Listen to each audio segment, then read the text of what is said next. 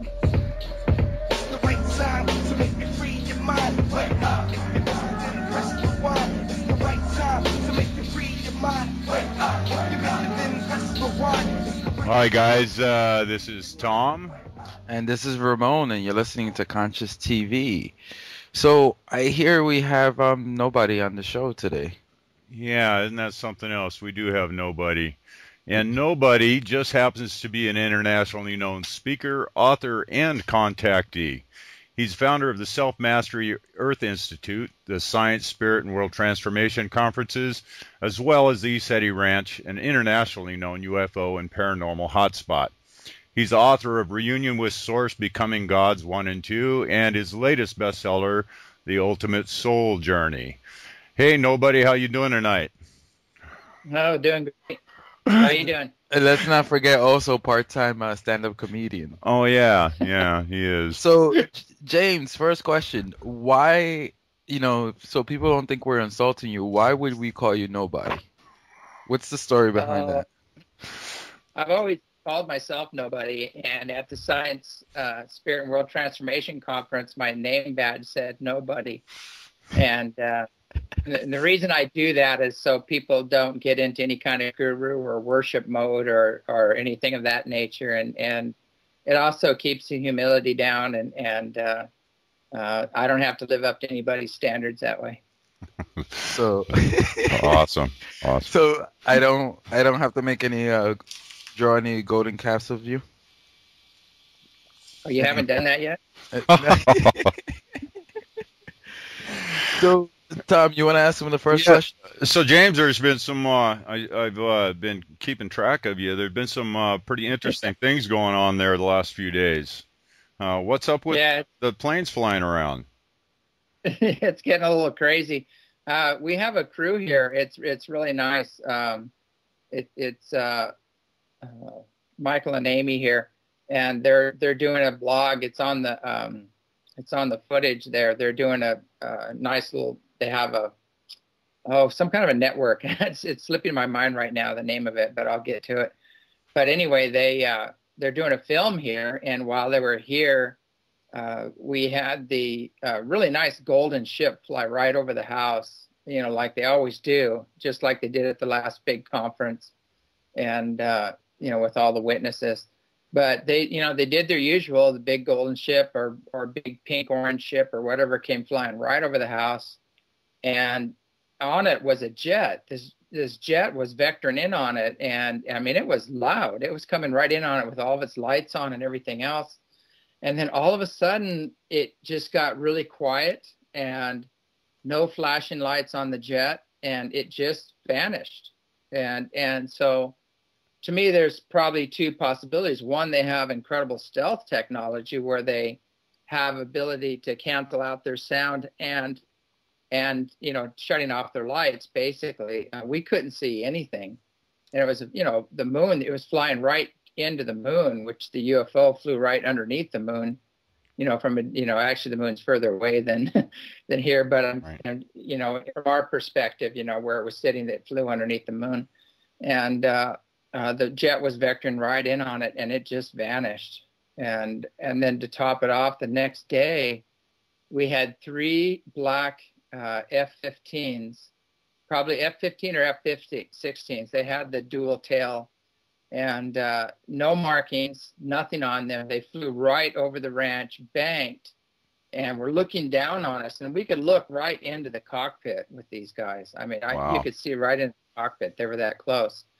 And then they came around for their second pass and flew around the valley, and we actually got them on film on the second pass. So it was quite an interesting little display there. Not just with the UFOs, but with the military as well, or whoever these guys were.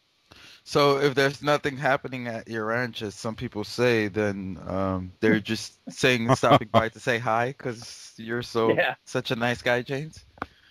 Yeah, they just happen to be, we just happen to be in their flight path on a regular basis. The black helicopters and these strange unmarked jets. They seem to just fly and bank and go right over the top of our house on a regular basis. And it's just, it's just a random accident, I guess. So I would like to get into a little bit what's let's call it the elephant in the room breaking down the walls right now.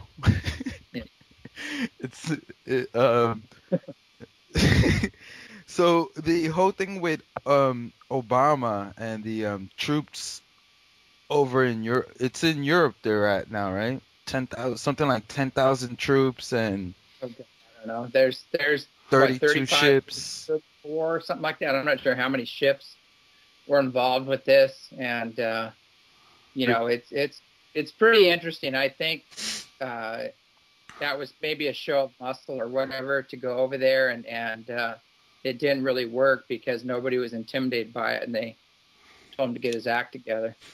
I think it's kind of funny that we have missiles going off of our coast while he's over there flexing his muscles. Somebody else may be over here flexing theirs. Yeah, you know what's even funnier is the Chinese sub surfaced right in the middle of the war games out in the Pacific, and they didn't even know it was there, and it surfaced right in the middle, you know, next to an aircraft carrier. So wow, I hadn't heard that one. No, I didn't hear that one. Oh yeah, check it out. You can Google it. But you know, between that and between that missile launch and what seemed to be a UFO right next to it, now there's a lot of controversy over whether that's a helicopter or a UFO.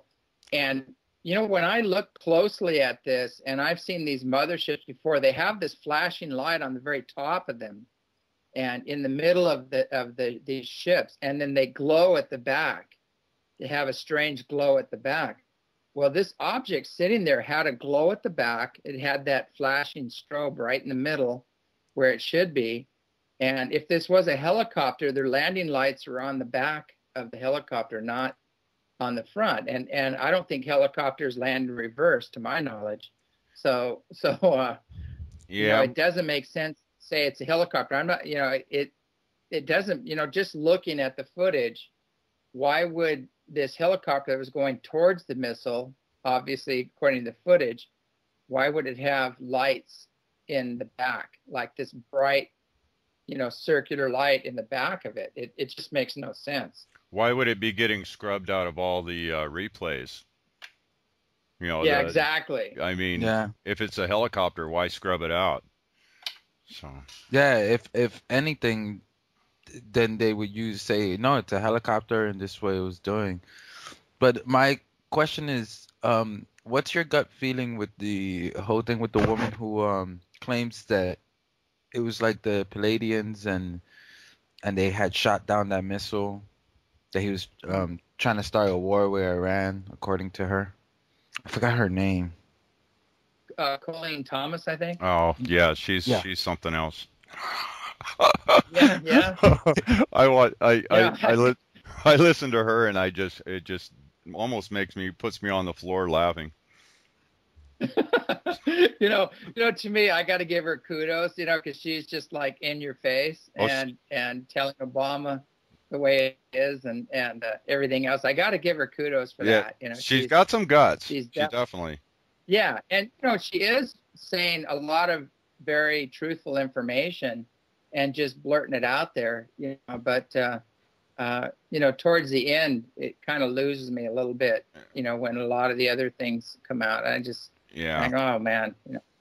Yeah. But I think people need to go within and start listening within, you know, and stop listening to the TVs and things like that to gain, you know, or seek out alternative talk shows like this one or other ones to get a more accurate image of what's really going on, because it's just crazy now. The mainstream, as you said, they scrubbed out that helicopter supposedly. Why did they scrub it out? Maybe it wasn't a helicopter. It makes no sense why they would scrub it out unless it was something they didn't want people to see. And obviously somebody did launch a missile. Nobody knew about it. Nobody's claiming it on our side.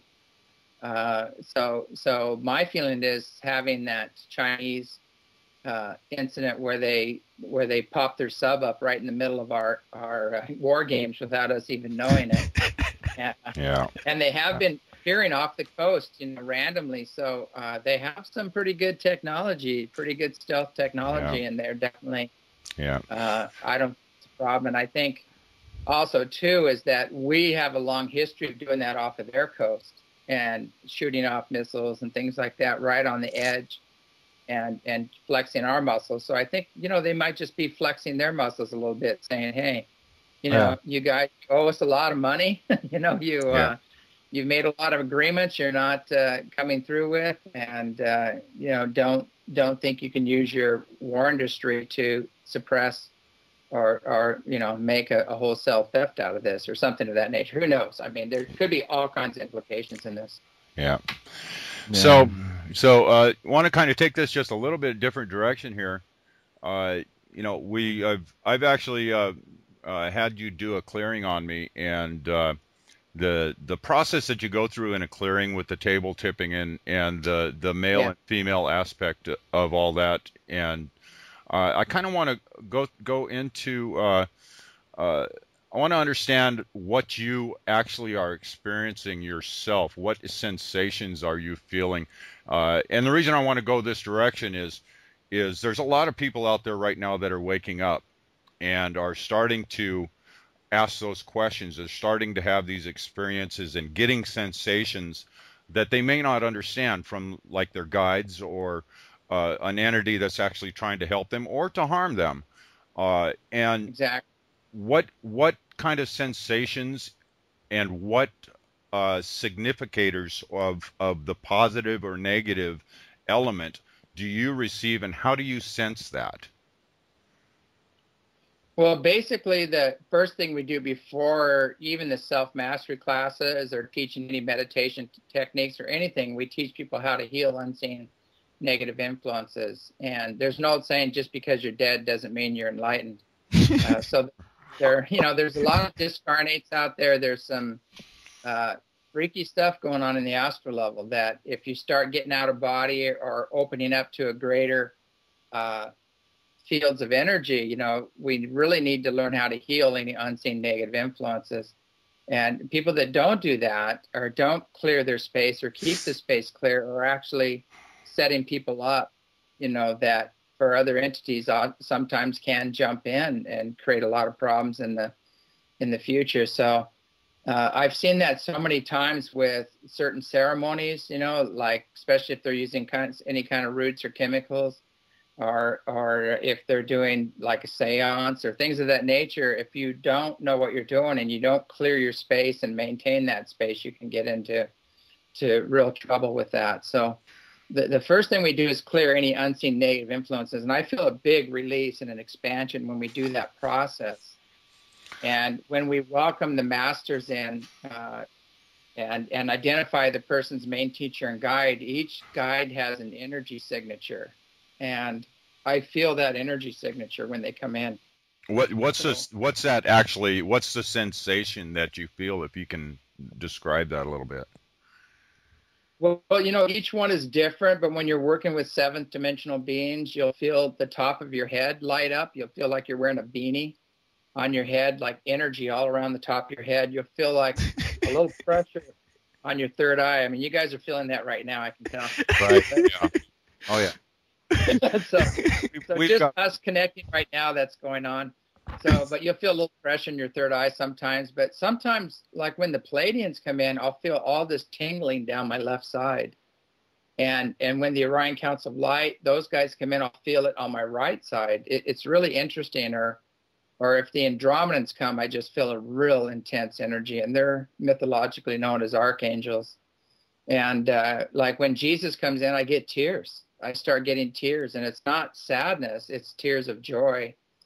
And, Mary has this real, just pure love energy that comes in, this divine feminine energy. And so they're all different. And let's not forget about Ezekiel. Yeah, Ezekiel, he's the god of eternal bliss. Everybody just starts laughing when he comes in, so. I think he's hanging out with us right now.